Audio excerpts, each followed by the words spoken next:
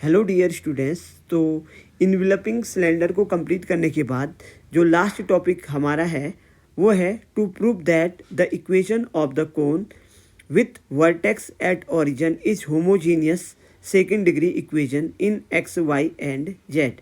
काफ़ी important question है, आने के चांसेस हैं, तो आज हम इसी को सॉल्व करने वाले हैं। और टॉपिक का नाम है हमारा ये है to prove that the equation of cone with vertex at origin is homogeneous second degree equation in x Y and z. काफ़ी इम्पोर्टेंट क्वेश्चन है और हो सकता है कि इस साल आप लोगों के एग्ज़ाम में ये क्वेश्चन देखने को मिल जाए। तो अब इसको कैसे सॉल्व करना है ये हम यहाँ पर देखने वाले हैं। तो इसका प्रूफ हम देखेंगे, ठीक है ना। आपको थोड़ा सा समझना पड़ेगा, थोड़ा याद भी करना पड़ेगा, ठीक है ना। हर तरीके से आपको तैयार रहना है किस तरीके से आपको सॉल्व करना है करके, ठीक है। तो हम यहाँ पर सबसे पहले क्या लिखेंगे, let the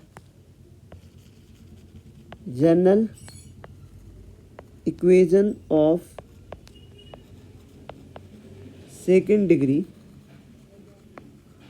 in x Y and Z is, ये मान लेते हैं कितनी बेटा, A X square plus B Y square plus C Z square plus 2f(y) Z plus 2g Z X plus 2h(x)y पढ़ा रखी है मैंने आप लोगों को, ये plus 2u(x) plus 2vy plus 2wz plus d = 0। ये मैंने आप लोगों को पहले भी पढ़ाई है सेकेंड डिग्री की इक्वेशन, ठीक है ना। तो इसको हम ले लेते हैं इक्वेशन नंबर 1 ले लेते हैं, ठीक है ना। तो हमें लिखा कि let the general equation of the second degree in x y z is this one, ठीक है ना। रिप्रेजेंट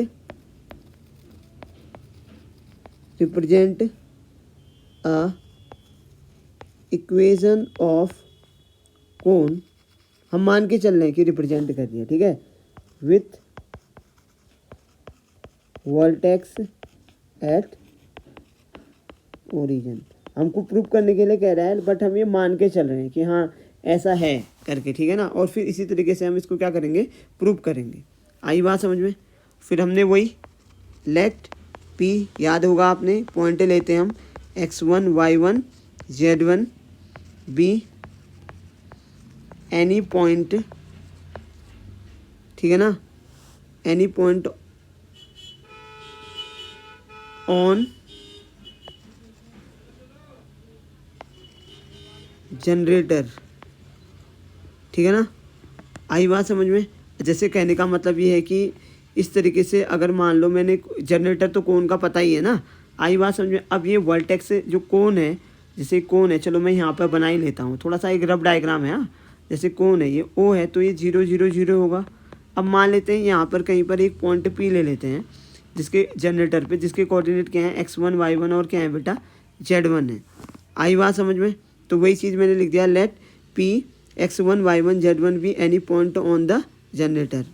और इस जनरेटर का नाम हम रख देते हैं क्या, OP। क्लियर है। तो अब अगर मैं आपसे कहूँ कि डायरेक्शन क्या निकालो, डायरेक्शन रेशियोज निकालो, रेशियोज ऑफ OP, तो वो क्या होंगे बेटा, x minus x1 y minus y1 z minus z1 ही तो होते हैं। अब यहाँ पर देखो एक ओरिजिन है और एक x1 y1 z1 है, तो डायरेक्शन रेशियोज क्या आ जाएंगे, x1 minus 0 y1 minus 0 z1 minus 0। बहुत आसान सा है बेटा, अगर आप तरीके से इसको समझोगे तो आपके 7 मार्क्स आसानी से आपके एग्जाम में आ जाएंगे, ठीक है ना। क्लियर है। अब अगर मैं आपसे कहूँ, अब आपके पास डायरेक्शन रेशियोज आ गए x1 y1 z1। अब मैं अगर आपसे कहूँ कि equation of generator of O P बताओ। तो यार आपको पता ही है ना कितना होता है, एक्स माइनस अल्फ़ा, क्योंकि अब यहाँ पर देखो ये क्या है, 0 0 0 है, तो एक्स माइनस 0 अपॉन x1 जो अभी निकाला है, दैट इज इक्वल टू बताओ y minus 0 upon y1, that is equal to z minus 0 upon कितना z1। क्लियर है, आई बात समझ में। यानी कि हम इसको लिख सकते हैं x upon x1 is equal to y upon y1 is equal to z upon z1, और मान लेंगे किसके बराबर है, r। यही तो हम करते आ रहे हैं हर जगह पे, यही काम तो हम हर जगह पे करते हुए आ रहे हैं ना, ठीक है ना। अब यहाँ से हम क्या करेंगे, x की वैल्यू निकाल लेंगे x1r, y की वैल्यू निकाल लेंगे y1r, और z की वैल्यू क्या निकाल लेंगे, z1r निकाल लेंगे। क्लियर है बातें। तो यहाँ से हमारे पास ये आ गई, ठीक है ना। तो अब ये पॉइंट हमारे आ गए, ठीक है ना। अब मान लो ये जो पॉइंट है यहाँ पर x y z, मान लेते हैं ये पॉइंट क्या है बेटा, q है। मान लो ये पॉइंट कौन सा है आपका, q है, ठीक है ना। और ये पॉइंट भी ऑब्वियसली है, मान लो कि आपका जनरेटर पर लाई करता है, तो ऑब्वियसली एक ही इक्वेशन को क्या करेगा, सेटिस्फाई करेगा। यही काम तो हम करते हुए आ रहे हैं ना, आगे पहले से ही हम यही काम तो करते आ रहे हैं, ठीक है ना। तो बस वही चीज़ हम यहाँ पर लिख देंगे, ये लिख देंगे लेट क्यू, जिसके कोऑर्डिनेट हैं एक्स वाई और जेड हैं, ठीक है ना। तो वो लिख देंगे let Q be any point on this generator, so point Q जिसके कोऑर्डिनेट हमने क्या ले रखे हैं बेटा, एक्स वाई जेड, जिसकी वैल्यू हमने निकाल लिखी है यहाँ पर ही देखिए, ठीक है ना, एक्स वाई जेड, ठीक है ना, लाई ऑन द जनरेटर, जिसको हमने क्या लिया है, ओ पी लिया है। क्लियर है। अब हम लिखेंगे सो Q will satisfy the equation of cone। आई बात समझ में, ठीक है ना। तो अब करना कुछ थोड़ी ना है, हमने काम तो वही करना है ना जो हम कर रहे हैं, कुछ अनोखा काम तो हमने करना है नहीं। क्लियर है। तो देखो हुआ क्या, देखो यहाँ पर ध्यान से देखो, हमने ये मान के चला कि हमारे पास कोई एक सेकेंड डिग्री की इक्वेशन है, ठीक है ना, ठीक है ना, जो कोन को रिप्रेजेंट कर रही है, और उसका वर्टेक्स क्या है, ओरिजिन है। फिर हमने कोई एक पॉइंट पी लिया उस, ठीक है ना, फिर वो जनरेटर है तो ओ पी के हमने डायरेक्शन रेशियोज निकाल ले, x1 y1 और z1। फिर हमने इस जनरेटर की इक्वेशन निकाल ली, वो मैंने आपको पढ़ाई रखी है। फिर हमने क्या किया, उसको आर की इक्वल लेके हमने क्या कर दिया, एक्स वाई और जेड की वैल्यू निकाल दी। अब हमने कहा कि अगर ये एक्स वाई जेड जो है, अगर ये जनरेटर पे अगर लाई कर रहा है, तो यानी कि कोन के सरफेस में है, तो कोन की इक्वेशन को क्या करेगा, सेटिस्फाई करेगा।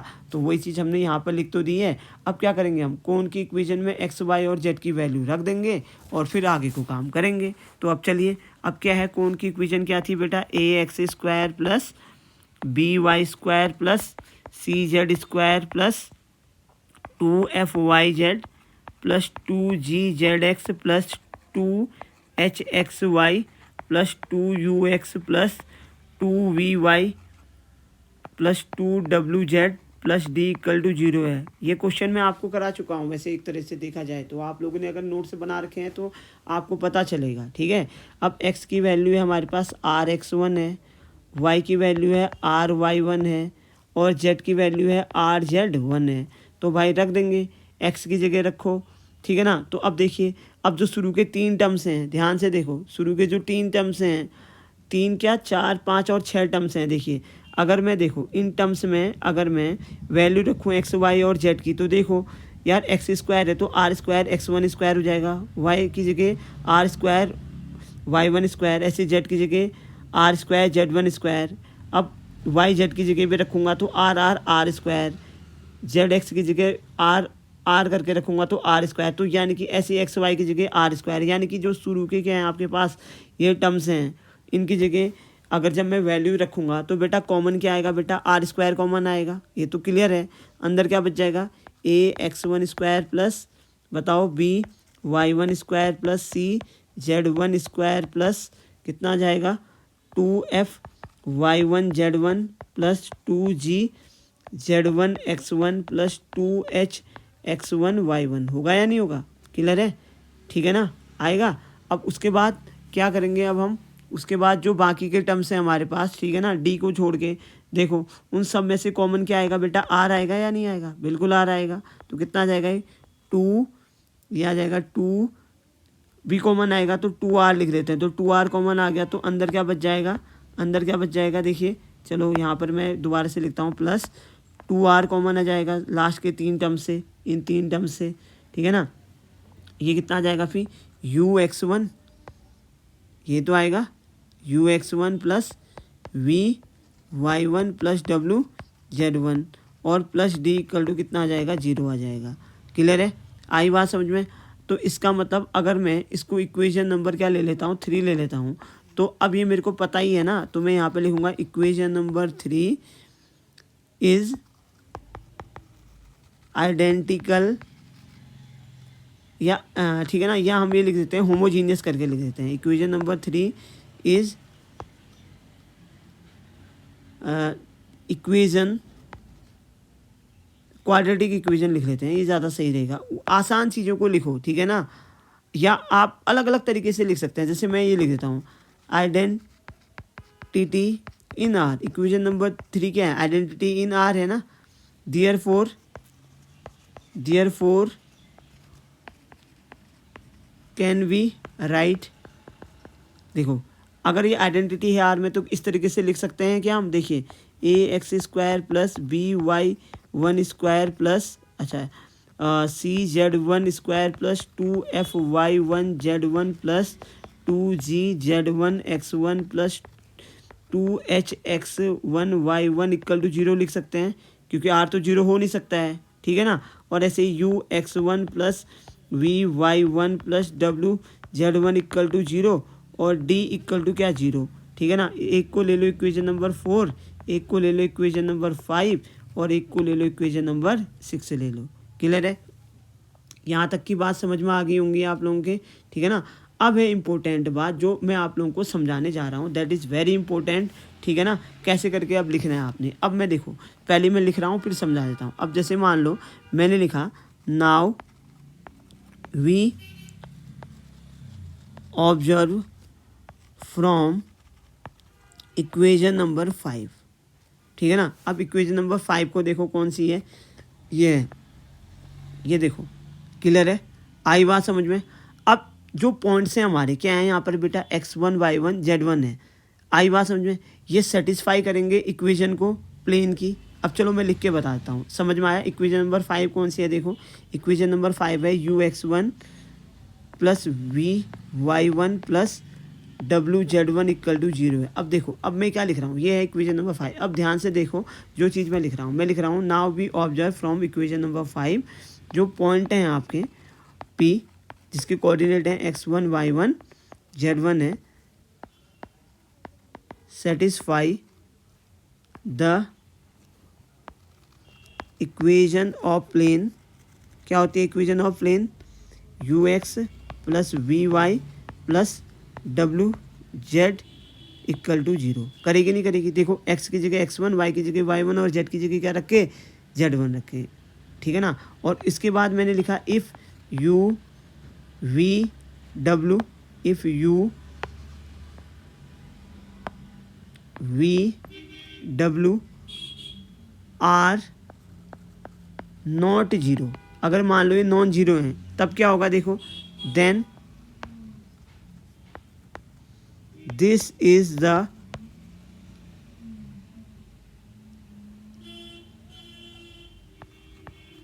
Against our hypothesis. अब क्या मतलब है, दैट इज इम्पोर्टेंट ऑल्सो, ठीक है ना। तो देखो अब हमने कहा कि देखो भाई एक बात बताओ, ध्यान से सुनना मेरी बात को। हमने क्या लिखा कि ठीक है इतना स्टेटमेंट तो समझ में आ गया होगा कि now we observe from equation number 5 p x1 y1 z1 satisfy the equation of the plane ux plus vy plus wz equal to 0। क्योंकि इनिशियली हम क्या लेके चल रहे हैं अपनी इक्वेशन, देखो यहाँ ध्यान से देखो कहाँ से लिखा था हमने, इनिशियली हम क्या लेके चल रहे हैं यहाँ पर, देखो ये देखिए अपनी इक्वेशन x y और z में लेके ही तो चल रहे हैं। तो ऑब्वियसली अगर हमने कहा कि x1 y1 z1 अगर पॉइंट पर लाई करते हैं, ठीक है ना, तो ऑब्वियसली ये कि इस प्लेन को क्या करेंगे, सेटिस्फाई भी करेंगे। अब मैंने कहा कि अब देखो अब ध्यान से सुनो, अब हम ये मान के चल रहे हैं कि जो वर्टेक्स है आपका, आई बात समझे, वो क्या है, ओरिजिन है। और अगर हमने कहा, अब ये मान के चल रहे हैं अब हम, और अगर यहाँ पर अगर यू वी डब्ल्यू, अब क्या होते हैं भाई, स्पीयर के जो होते हैं minus b minus v minus u minus v minus डब्ल्यू तो होते हैं ना, कोऑर्डिनेट्स जो होते हैं किसके, ओरिजिन के। अगर ये 0 0 0 हैं, ठीक है ना, इसका मतलब स्पीयर कहाँ है आपका, सेंटर है। अब अगर ये नॉन जीरो है तो भाई हम तो ये मान के चल रहे हैं कि वर्टेक्स ओरिजिन है, तो यार अगर ये नॉन जीरो होंगे तो फिर वर्टेक्स आपका ओरिजिन कहाँ हो पाएगा, नहीं हो पाएगा ना। तो इसलिए हमने लिखा है कि इफ़ यू वी डब्ल्यू are non zero then this is the against our hypothesis लिख दिया है, ठीक है ना। आई बात समझ में। सो हम यहाँ पे लिखेंगे, इसका मतलब ये क्या होने चाहिए आपके, जीरो होने चाहिए। So you v W must be zero, must be zero लिखेंगे, ठीक है ना। और अब इक्वेशन नंबर D6 क्या है हमारे पास, ये है, ठीक है ना। आई बात समझ में। और भाई डी, अब अगर मैं डी की बात करूं तो अब मैं ये भी लिख सकता हूं कि भाई इसके आगे मैं क्या लिख सकता हूं कि फ्रॉम 6, इस तरीके से, from equation number 6 d is equal to 0 is obviously because cone passes through the origin। Clear है बात। हेंस जो इक्वेशन नंबर 1 है आपकी, equation number 1 of the cone with vertex at origin is, ये कितना हो जाएगा, ax² plus by² plus cz² plus 2fyz plus 2gzx plus 2hxy equal to कितनी हो जाएगी, 0। क्योंकि हमने क्या कर लिया, यू वी डब्ल्यू की जो वैल्यूज हैं उनको 0 ले लिया, क्यों, क्योंकि वो ओरिजिन है। आई बात समझे। अब देखिए क्या ये होमोजीनियस है, x की पावर 2, y की पावर 2, z की पावर 2, fy की कंबाइंड पावर 2, zx की कंबाइंड पावर 2, xy की कंबाइंड पावर 2 है या नहीं है। तो हम लिख देंगे which is homogeneous second degree in x, y and z, hence proof हो गया। आई होप कि समझ में आ गया होगा। मैं फिर एक बार और समझा देता हूँ आपको, एक्चुअली क्या था। देखो हमको ये प्रूफ करना था, देखो ध्यान से, हमको ये प्रूफ करना था कि जो इक्वेशन है कोन की, जिसका वर्टेक्स क्या ओरिजिन है, एक होमोजीनियस सेकंड डिग्री होती है एक्स वाई और जेड के टर्म पर। क्लियर है। तो आपने ये माना कि आपने एक जनरल इक्वेशन ली, होमोजीनियस नहीं ली, ठीक है ना। ये होमोजीनियस नहीं है ना, देखिए ये टर्म होमोजीनियस नहीं दिखेंगे आपको, देखिए, ठीक है ना। आई बात समझ में। हमने कहा कि यार मान लेते हैं एक सेकंड डिग्री की एक इक्वेशन है, वो ये है। आई बात समझ में। ये किसको रिप्रेजेंट करती है, कोन को, और जिसका वर्टेक्स क्या ओरिजिन है। अब आपको ये प्रूव करना है कि ये जो इक्वेशन है ये आपकी होमोजीनियस है। क्लियर है। तो आपने क्या किया, इस कोन के जनरेटर पे एक पॉइंट लिया x1 y1 z1। क्लियर है। आई बात समझ में, ठीक है ना। अब आपके यहाँ ओ के कोऑर्डिनेट है, पी के कोऑर्डिनेट है, तो आपने ओ पी के डायरेक्शन क्या निकाल दिए, रेशियोज निकाल दिए, जो क्या आए आपके x1 y1 z1 आए। क्लियर है। अब आपने निकाली equation of the generator of O p, निकाली आपने, जो क्या होगी x -0 अपॉन x1, ऐसे ही y -0 upon y1, z -0 upon z1। ये 0 0 0 क्यों है, क्योंकि भाई ऑब्वियसली है कि ये जो कोन है कहाँ से पास हो रहा है, ओरिजिन से पास हो रहा है। फिर हमने जो इक्वेशन आई उसको r के इक्वल लिया और x की वैल्यू, y की वैल्यू और z की वैल्यू निकाली। क्लियर है। आई बात समझ में। अब मान लेते हैं ये जो एक्स वाई जेड की वैल्यू आई है, क्यों, ये कहीं जनरेटर पर लाई करती है। अगर ये जनरेटर पर लाई करती है तो ऑब्वियसली है कि ये क्या करेगी, जो आपकी इक्वेशन है सेकंड डिग्री की, उसको क्या करेगी, ये सेटिस्फाई करेगी। क्लियर है। तो हमने एक्स वाई और जेड की वैल्यूज़ को रख दिया, यहाँ पे रख दिया। क्लियर है।